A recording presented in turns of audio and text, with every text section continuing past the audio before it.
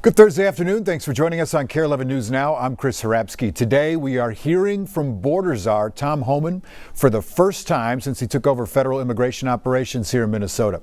He spoke about his conversations with local leadership about how to move forward and says that he's working on a plan to, quote, wind down agents in our state and admitting that the enforcement here has not been perfect. If we get these agreements in place, that means less agents on the street. More agents in the jail means less agents in the street. This is common sense cooperation that allows us to draw down on the number of people we have here. Yes, I said it. Draw down the number of people here. Because we have the efficiency and safety of the jails. I'm not here because the federal government has carried this mission out perfectly. First thing I said to senior staff when I walked in here is what I told you earlier. I didn't come here looking for photo ops or headlines. I come here looking for solutions. I do not want to hear that everything's been done here has been perfect. Nothing's ever perfect. Anything can be improved on.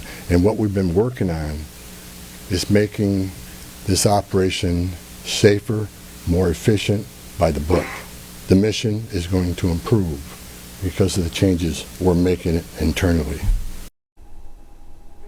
This week, two federal judges have issued setbacks to the federal government. One order temporarily bans new arrests of people who've applied for asylum or are awaiting asylum rulings. The judge also requires Homeland Security to release anyone in that category who's currently in custody. The second blow came from a different federal judge who accused ICE of disobeying nearly 100 court orders in January alone. Likely, quote, more than some federal agencies have violated in their entire existence. That is according to the language of the court filing.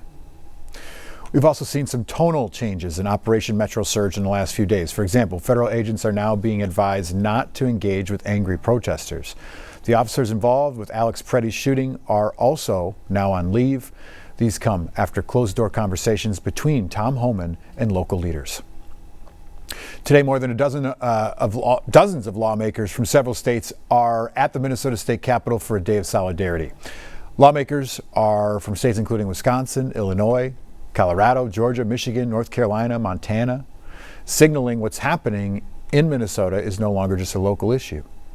A notable change in tone from the Trump administration over the past couple days as well. This comes as polling shows approval ratings for the president on immigration are the lowest that they've been since his return to the White House. A poll published by Reuters and Ipsos reveals most Americans think the ICE crackdown has gone too far. Brian McClung, a political analyst, says while the majority of Americans who voted for President Trump are in favor of a strong southern border and deporting people who've committed violent crimes, he says they do not support such aggressive tactics. All of the immigration laws on the books without doing it the way ICE and the Border Patrol have done it.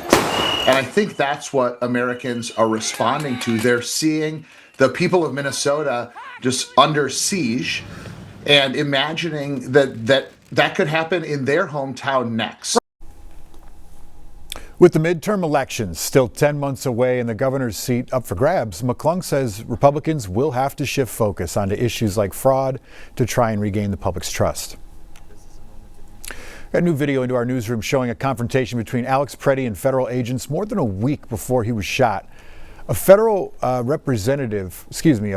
representative confirmed this video to NBC News that this is Preddy from January 13th. You may have seen a lot of debate online that this was AI or fake video. Family confirms it. You can see him yelling and spitting at an agent's SUV and then kicking out the back right taillight. That's when agents get out and they tackle him. We know that Preddy broke a rib in a run-in with federal agents about a week before his death, but it's unclear if this is that exact incident. A lawyer representing Alex Preddy's family sent us this statement saying in part, quote, nothing that happened a full week before could possibly have justified Alex's killing at the hands of ICE on January 24th, end quote. New today, a Democratic Texas congressman says that he is planning to put in a notice tomorrow to visit a Columbia Heights preschooler in a Texas detention center. You may remember 5-year-old Liam Ramos and his father were taken by ICE last week. Representative Joaquin Castro shared this photo of the boy in his father's arms. Castro says that he spent about a half an hour with the two of them in a courtroom at the Dilley Detention Center. It's about an hour outside of San Antonio. He said that he misses his classmates and his family and wants to be back at school. And he keeps asking about that hat and that backpack that are in the picture. I think they took that from him. But I'm concerned for him because his dad said that he's been depressed and been despondent and isn't eating well, and that he's been very lethargic. Castro's calling on his colleagues in Congress to join him for another visit at the facility to check on Liam and other children that are there. The Department of Homeland Security previously said that Liam's father abandoned him in a car while running from agents and later asked to be reunited with him. Witnesses and school officials have refuted that claim. Nearly 100 hunger relief organizations are calling for an end to the ICE surge in Minnesota, and they're not holding back on the reason why. They say the operation itself is driving up need because many in the community, including U.S. residents, are avoiding stores, schools, and food shelves out of fear. They say ICE agents have also targeted their efforts to deliver food. Here's Kent Erdahl. At Second Harvest Heartland this week, volunteers are using helping hands to combat heavy hearts. Neighbors are afraid to leave their homes, and if they can't get food for their family, Nicole Henches joined an emergency volunteer team late last year when Second Harvest was looking for help filling 7,000 emergency food boxes to help those impacted by the government shutdown. When I started, I thought I'd come once or twice a month. But then Operation Metro Surge changed the math. Multiple shifts a week now. What we're facing right now is about 50,000 boxes that will be needed over the next month or so. So it is a significant jump. CEO Sarah Moberg says that's because the ICE operation is creating an entirely new type of need. Historically, we would meet the needs of those who are struggling with cost of living. Today, that's expanded, and we are also working to meet the needs of those who are fearful of leaving their homes. It's why Second Harvest and nearly 100 other nonprofit hunger relief organizations in Minnesota have signed on to a statement saying the presence of thousands of federal ICE agents has brought chaos and violence to the communities we serve, adding, quote, "People are stranded and hungry. This cannot continue." Hunger is a nonpartisan issue. But Moberg says the continued presence of ICE has made the act of even delivering food a logistical issue. ICE staging in parking lots or near food shelves, potentially following people who are making deliveries. And so the fear and anxiety is real. Across the town at every meal, which typically packs and delivers shelf-stable weekend meal kits directly into the backpacks of 19,000 Minnesota school children, the need has increased, even as student attendance has decreased.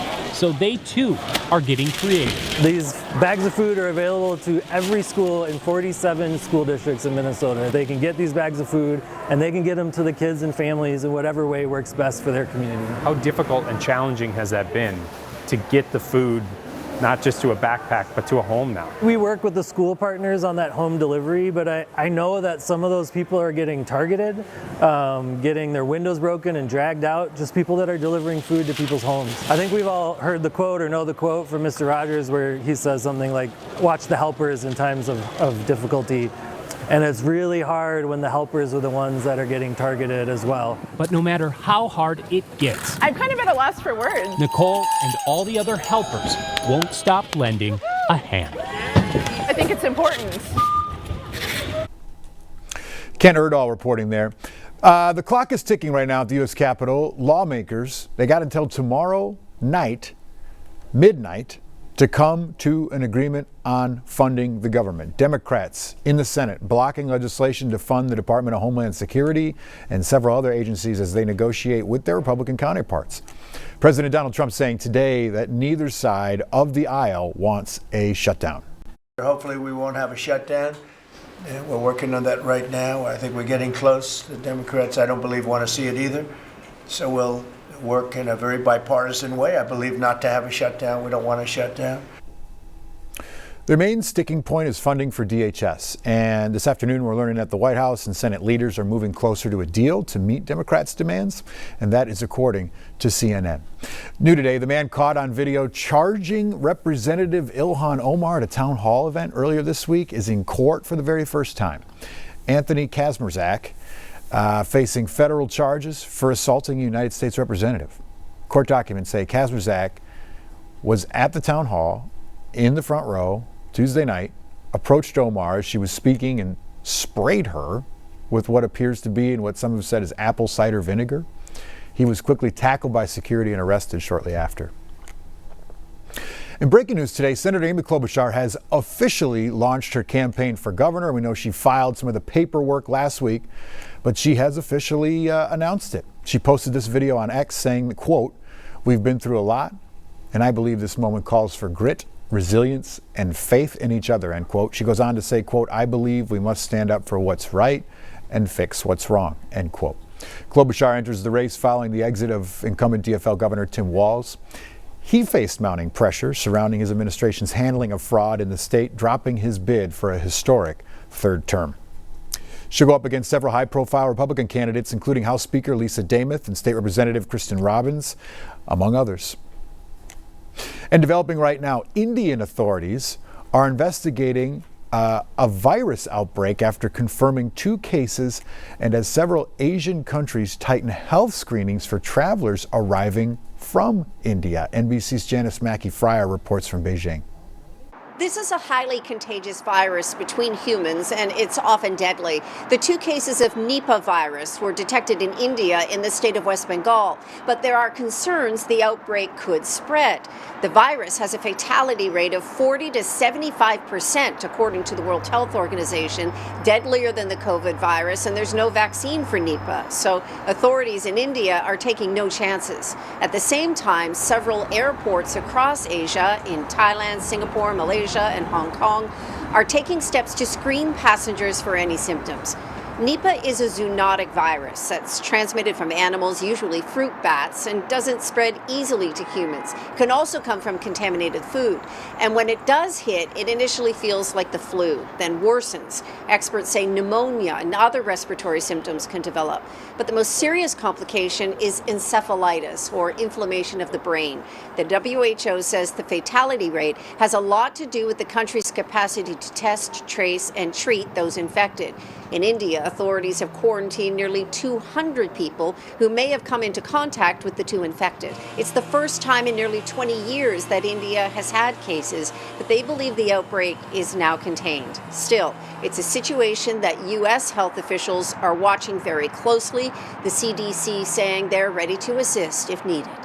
Janice Mackey-Fryer, NBC News, Beijing. Stick with us. We got more news and weather coming up after the break.